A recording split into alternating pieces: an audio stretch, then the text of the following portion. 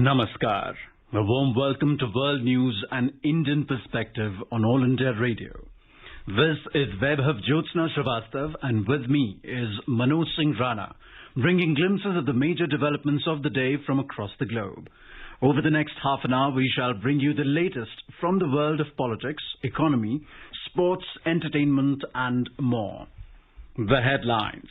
External Affairs Minister of India embarks on two-day visit to Tajikistan to take part in the Shanghai Cooperation Organization Council of Foreign Ministers meet. Nepal Supreme Court reinstates Parliament and asks Sher Bahadur Deuba to be appointed as the Prime Minister. US warns rules-based maritime order under greatest threat in South China Sea on the 5th anniversary of the PCA verdict. High-level U.S. delegation travels to Haiti for security and investigative assistance following assassination of Haitian President Jovenel Moise. Bangladesh to conditionally relax COVID restrictions ahead of Eid al-Adha. India administers more than 38 crore 11 lakh doses of COVID vaccine. India and Nepal signed memorandum of understanding on the 679 megawatt Lower Arun hydroelectric project in Nepal. In football, Italy crowned champions of Europe after defeating England at the Euro 2020 final on penalties, and Indian-American astronaut Siddhartha Bandla returns from her maiden space flight on board the Virgin Galactic.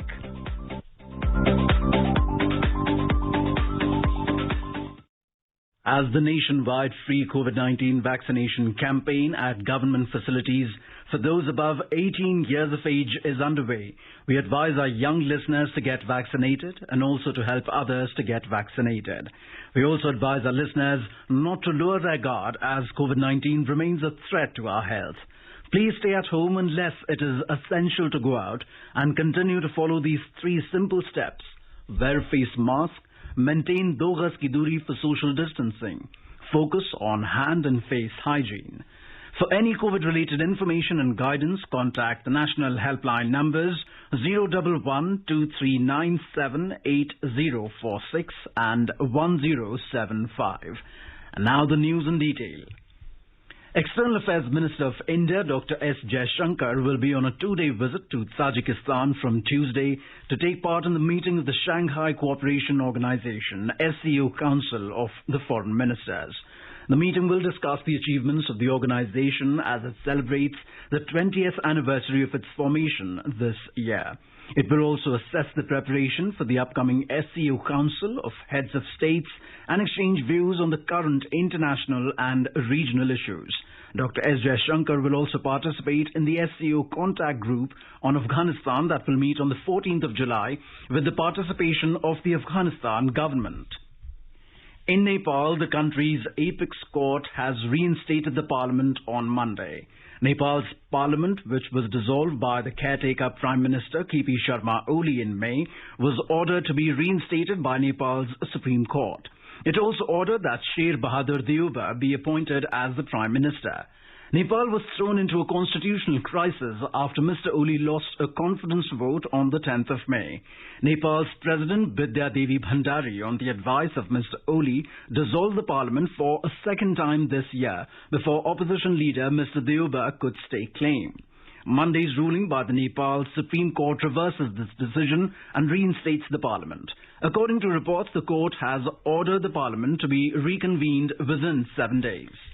The US has warned that nowhere is the rules-based maritime order under greater threat than in the South China Sea. In a statement, the US State Department said that the People's Republic of China, or PRC, continues to coerce and intimidate Southeast Asian coastal states, threatening freedom of navigation in this critical global thoroughway. The statement came on the occasion of the 5th anniversary of the Permanent Court of Arbitration PCA verdict on the South China Sea. A report.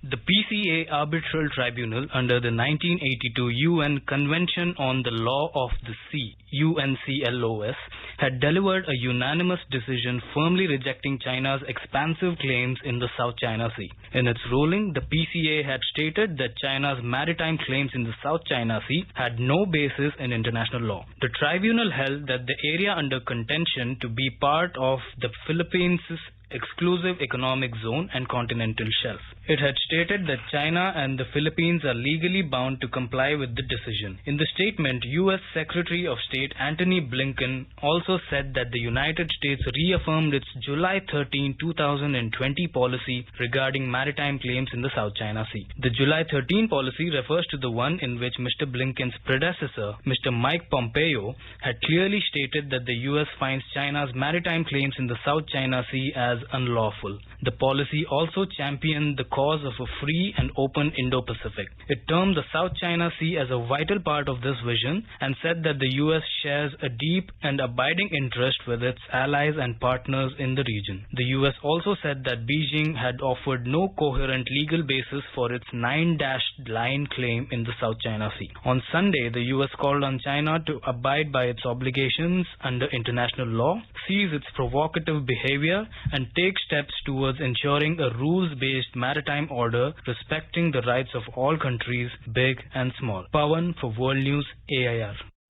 Meanwhile, Prasar Bharati special correspondent in Beijing reports that China on Monday dismissed the 2016 verdict of the International Tribunal on the South China Sea. The Chinese Foreign Ministry's spokesman's remarks came as the People's Liberation Army PLA claimed to have expelled US Navy destroyer USS Benfold, which sailed through the South China Sea, coinciding with the 5th anniversary of the verdict, to assert freedom of navigation. A high-level delegation from the United States travelled to Haiti in response to the Haitian government's request for security and investigative assistance following the July 7th assassination of Haitian President Jovenel Moïse. In a statement, the White House said that the United States interagency delegation, with representatives from the Department of Justice, the Department of Homeland Security, the Department of State and the National Security Council, left for Haiti on Sunday. The delegation also met with Acting Prime Minister Claude Joseph and Prime Minister-designate Ariel Henry in a joint meeting, as well as Senate President Joseph Lambert, to encourage open and constructive dialogue to reach a political accord that can enable the country to hold free and fair elections. The statement added that in all their meetings, the delegation committed to supporting the Haitian government as it seeks justice in this case, and affirmed the United States' support for the people of Haiti in this challenging time. The Haiti government had earlier requested the United Nations and the United States for sending troops to the country to protect key infrastructure after the assassination of President Jovenel Moïse. The US, however, had said it has no plans to offer military assistance at this time, but it was sending officials from the FBI and the Department of Homeland Security to Haiti to assist in the investigation. The Delhi University will have a Bangabandhu chair to foster better understanding of developments in Bangladesh. An MOU was signed between the Indian Council for Cultural Relations, that is ICCR, and Delhi University in Dhaka on Monday to set up this chair at the Delhi University. Speaking on this occasion, the president of ICCR, Vinay Sahasrabudhe, said that this chair was the celebration of the commonality of the worldview between India and Bangladesh, as both countries stand for peace, tranquility, equal respect for all belief systems and democracy. Foreign Secretary Harshvardhan Shringla on Monday said 2021 is a very special year for India-Bangladesh relations. He said this year marks a Triveni, the commemoration of Mujib Borsho, the 50th anniversary of India-Bangladesh diplomatic ties, and the golden jubilee of the liberation war of Bangladesh. He said that India and Bangladesh continue to attach a very special importance to their bilateral relations. By any indicator, the bonds between the two nations are marked by a rare degree of closeness, substance and understanding, he added.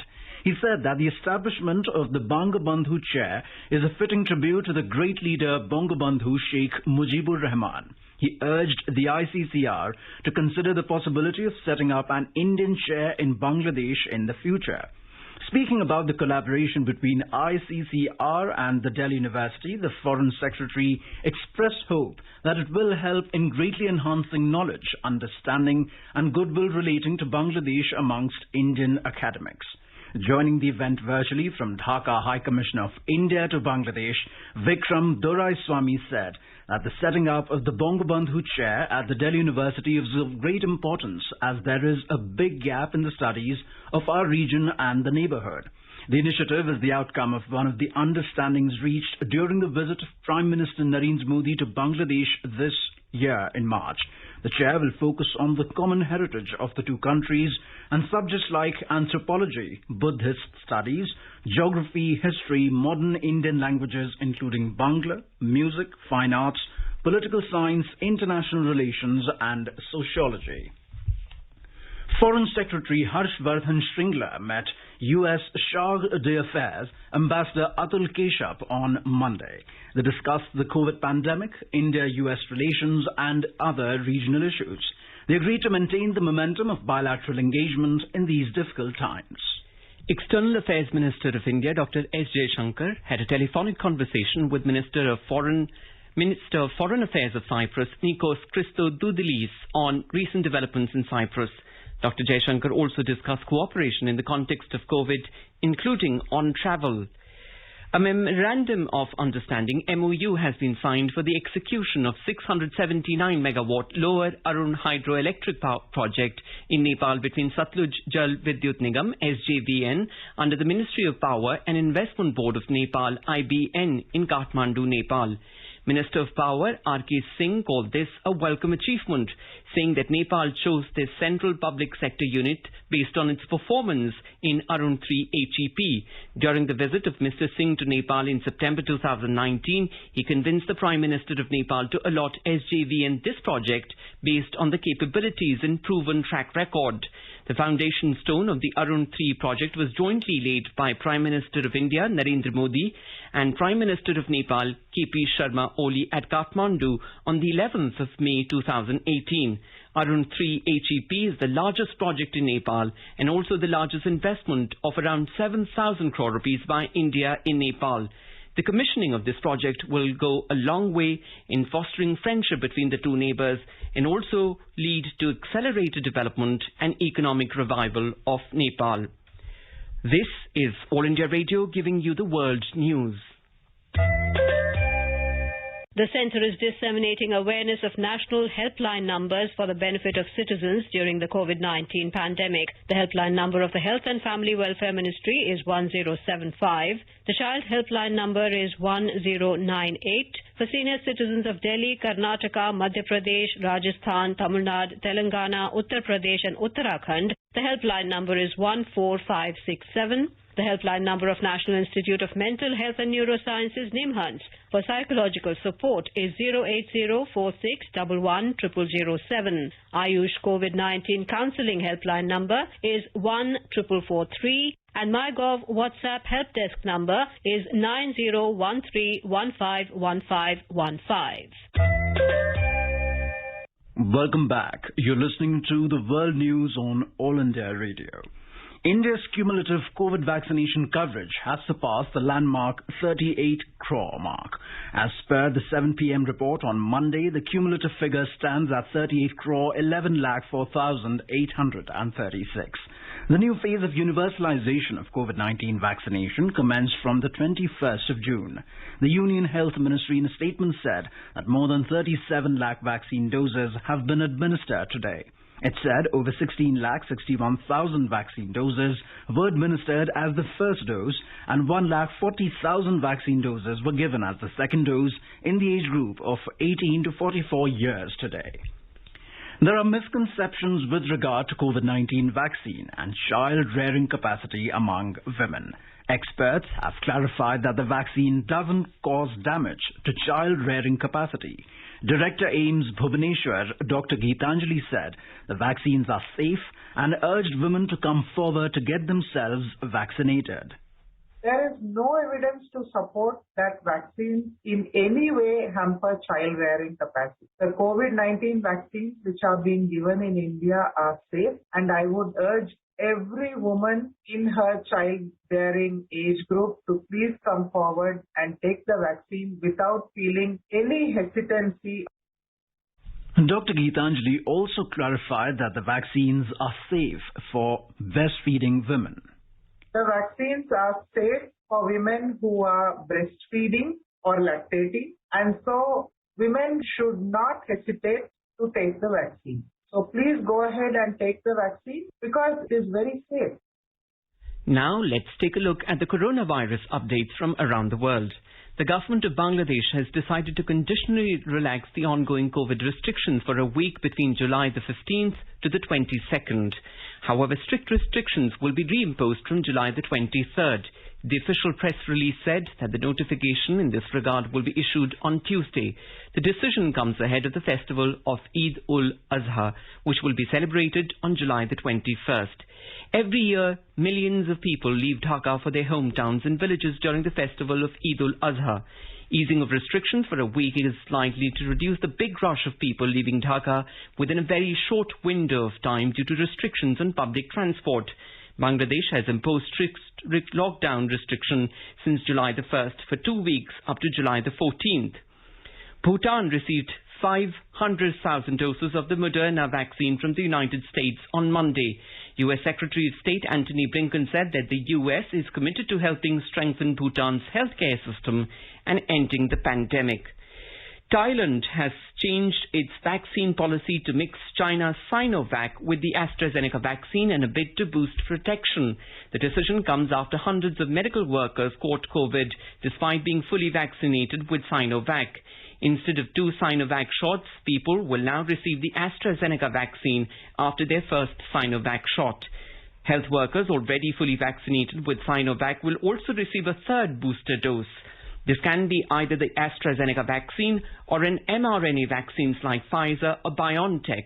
The country's National Infectious Disease Committee said that this third dose will be given 3 to 4 weeks after their second Sinovac jab. World Health Organization COVID-19 technical lead Maria van Kerkhove expressed alarm over the crowds witnessed at the Euro 2020 final on Sunday. In a tweet, she said that it is devastating to see 60,000 supporters in crowded settings, unmasked, screaming, shouting and singing. British Prime Minister Boris Johnson had earlier defended holding the final in a careful and controlled manner with testing of everybody going to the event. And meanwhile, the European Commission chief Ursula von der Leyen said that the EU has delivered enough vaccines to meet its target of vaccinating 70% of its population this month. India recalls the supreme sacrifice made by Indian peacekeeper Sepoy Johnson Beck in Syria. Mr. Pratik Mathur, India's representative at the UN, attended the UN Security Council meeting on the UN Disengagement Observer Force for Israel-Syria ceasefire on Monday. Sepoy Johnson Beck was part of the Indian peacekeeping contingent in the strife-torn region. Mr. Mathur said that India is the third largest troop contributor. He asserted that protecting the blue helmets was the utmost priority. He also underlined that the role of UNDOF is crucial. Heavy rainstorm has lashed the Chinese capital Beijing since Sunday evening. The city has seen the heaviest round of rain this year as heavy rainfall hit a large swathe of northern China on Sunday. The accumulated rainfall reached over 45.7 millimeter on average between Sunday and Monday in Beijing. Official media reported that the city government has relocated around 15,000 people from higher risk regions or unsafe houses. The capital also cancelled hundreds of flights, halted certain public bus lines and closed scenic spots. School classes are suspended and companies have been asked to allow employees to work from home. Rain also caused trouble in other northern cities. As per reports, people in Handan in Hebei province waded through floodwater after the deluge submerged parts of the city of over 9 million people, blocking roads and sewage pipes. Prasad Bharati special correspondent in Beijing reports that China's National Meteorological Center on Monday issued a yellow alert for rainstorms in the northern and eastern parts of the country and warned of hot weather in some southern provinces. In Jordan, 2 former officials were sentenced to 15 years in jail by a court in the capital Amman on Monday. The indicted officials were charged over a palace coup attempt that sparked a crisis in Jordan. Former royal court chief Basim Abdullah and an ex-envoy to Saudi Arabia, Sharif Hassan bin Zayed, had been convicted of conspiring to topple King Abdullah II in favor of his half-brother, Prince Hamza. Thousands of people have protested against Cuba's communist government in the capital Havana and several other cities.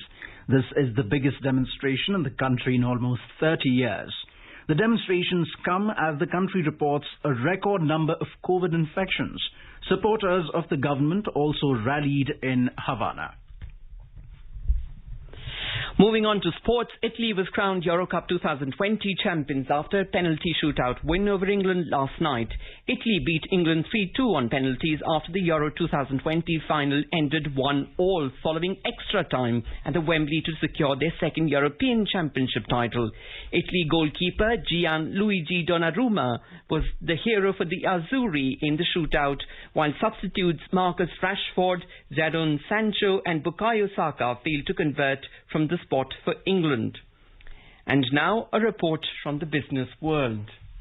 The BSE Sensex fell 14 points or 0.03% to finish at 52,373, while the NSE Nifty added 3 points or 0.02% to trade at 15,693. In global equity markets, Asia Pacific stocks climbed amid attractive valuations after broad-based selling last week. Japan's Nikkei 225 surged 2.3% and South Korea's Kospi climbed 0.9%. China's Shanghai Composite Index gained 0.7%. Hong Kong's Hang Seng rose 0.6% and Singapore's Straits Times added 0.5%. European stocks were down in intraday trade. Oil prices fell more than 1%.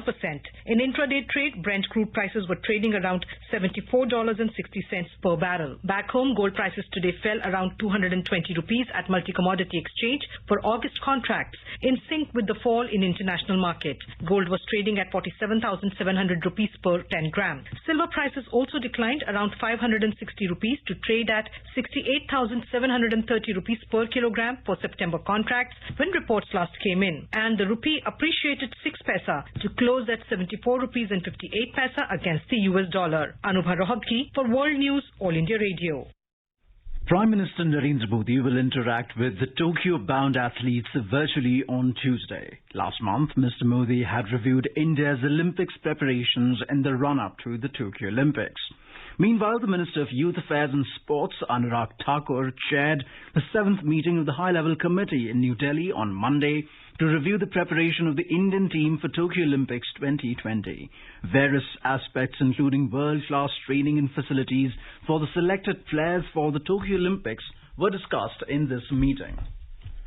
With only a few days remaining for the start of the Tokyo Olympics, All India Radio brings a special series on India's medal prospects at the sporting extravaganza. Today we will talk about Army Jawan Avinash Sable, who is representing India in the steeplechase at the Olympics.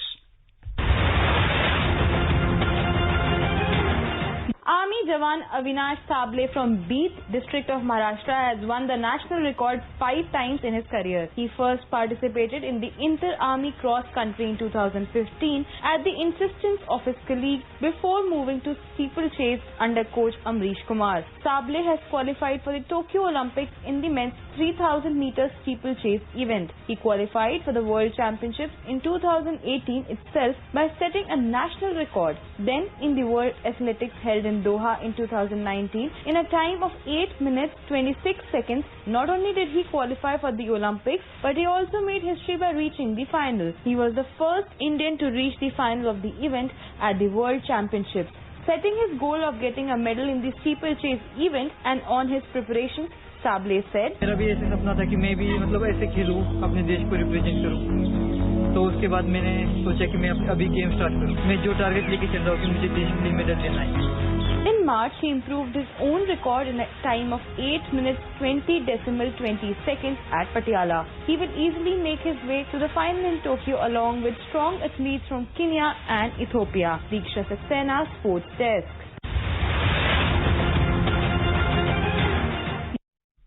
Congratulatory messages are pouring in from across the country to boost and enhance the morale of the players under the Cheer for India campaign ahead of the Tokyo Olympics.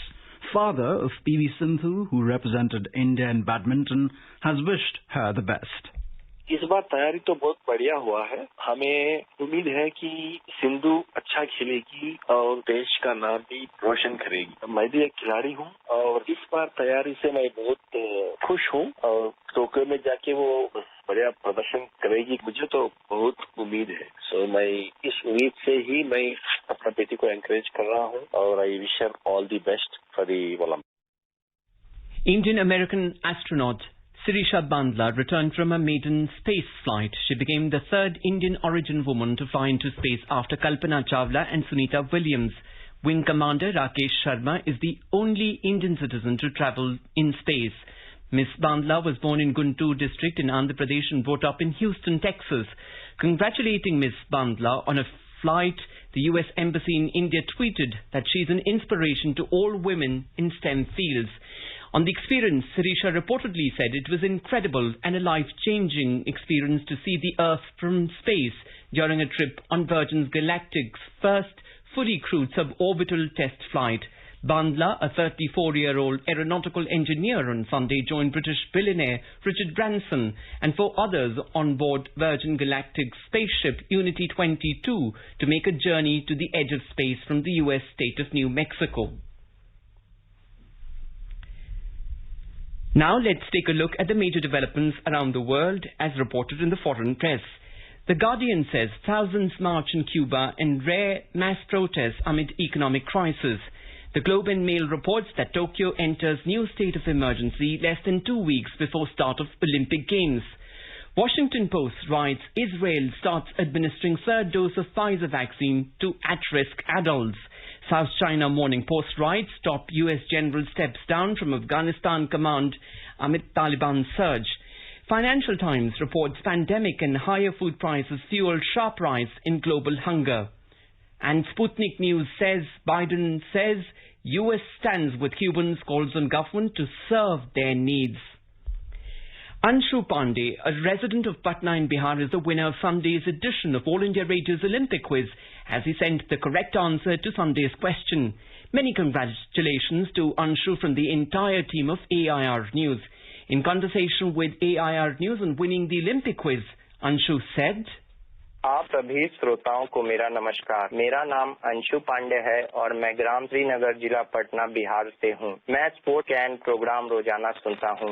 मैं all India radio को Olympic quiz programme start करने के लिए धन्यवाद देता हूँ। मुझे all India radio news सुनना बहुत अच्छा लगता है। इससे मुझे देश दुनिया की खबर मिलती है और मुझे हर फील्ड में अपडेट रखती है। इस कंपटीशन को जीतने के बाद मुझे यह लग रहा है कि मैं भी अब टोक्यो ओलंपिक का एक हिस्सा बन चुका हूं। भारत से टोक्यो ओलंपिक के लिए जा रहे सभी खिलाड़ियों को मेरे और पूरे बिहार वासियों की ओर से ऑल द बेस्ट और मुझे पूरा यकीन है कि टीम इंडिया सभी के दिलों को जीत लेगी। जय हिंद, जय Bharat.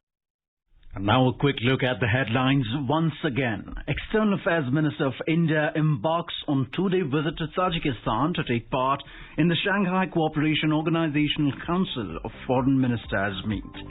Nepal's Supreme Court reinstates Parliament and asks Sher Bahadur Deuba be appointed as the Prime Minister.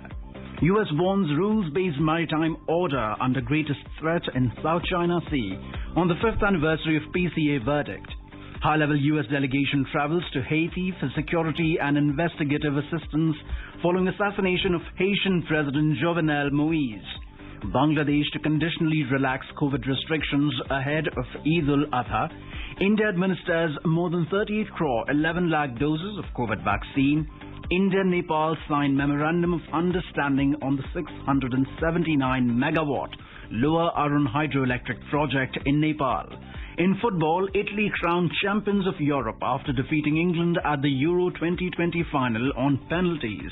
And Indian-American astronaut Sirisha Bandla returns from her maiden space flight on board the Virgin Galactic. India is celebrating the 151st birth anniversary of Mahatma Gandhi. Before we end, let us listen to his favorite bhajan, Vaishnav Jan, by artists from Kiribati on their National Day.